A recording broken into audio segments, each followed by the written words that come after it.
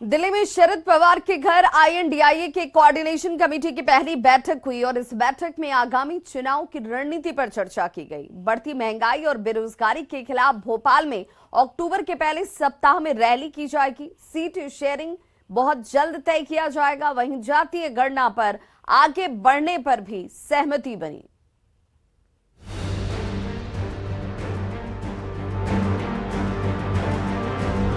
INDIA गठबंधन के coordination committee की पहली बैठक दिल्ली में हुई।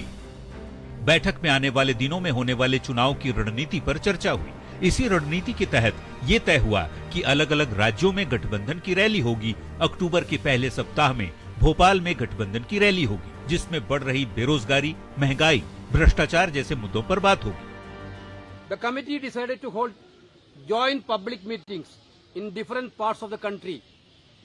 The first public meeting will be held at Bhopal in the first week of October in the issue of rising prices, unemployment and corruption of BJP government. केसी वेणुगोपाल ने बताया कि अभी सीट शेयरिंग पर कोई फैसला नहीं हुआ है, लेकिन सभी पार्टियां मिलकर इस बारे में जल्द से जल्द फैसला करेगी। बिहार के लिहाज से देखें तो जातीय गणना पर आगे बढ़ने पर भी सहमति हुई, जिसकी जानकारी जेडीयू का प्रतिनिधित्व करने वाले जल संसाधन मंत्री संजय झा ने दी।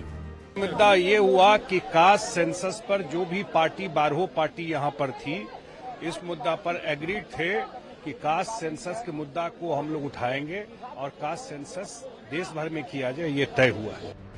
बैठक में टीएमसी की तरफ से अभिषेक बैनर्जी को आना था, लेकिन ईडी के समन की वजह से वो नहीं आ पाए। लेकिन जेडीयू के राष्ट्रीय अध्यक्ष ललन सिंह की तबीयत खराब होने की वजह से संजय झा ने हिस्सा लिया, जिसको लेकर बीजेपी ने पहले ही तंज कसना शुरू कर दिया था। बीजेपी सांसद सुशील मोदी ने कहा कि कोऑर्डिनेशन कमेटी की बैठक सेकंड और थर्ड रैंक के नेताओं की है।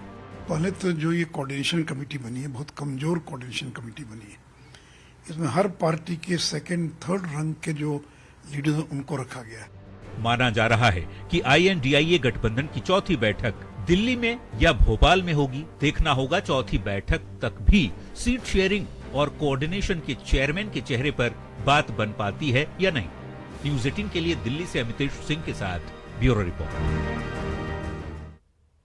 तो बीजेपी सांसद सुशील मोदी ने विपक्षी दलों की समन्वित समिति की पहली बैठक पर तंज कसा। सोशल मीडिया प्लेटफॉर्म एक्स पर सुशील मोदी ने लिखा कि नेतृत्व सीट साझेदारी पर कोई फैसला नहीं कर पाई समन्वय समिति।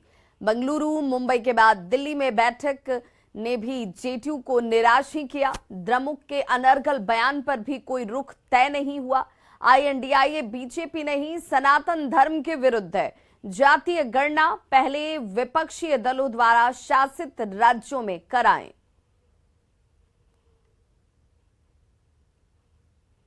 केंद्रीय मंत्री गिरिराज सिंह ने आईएनडीआईए की बैठक पर कहा है कि ये हिंदुओं को समाप्त करने के लिए बैठक की जा रही है। इनकी नीयत सामने आ गई है।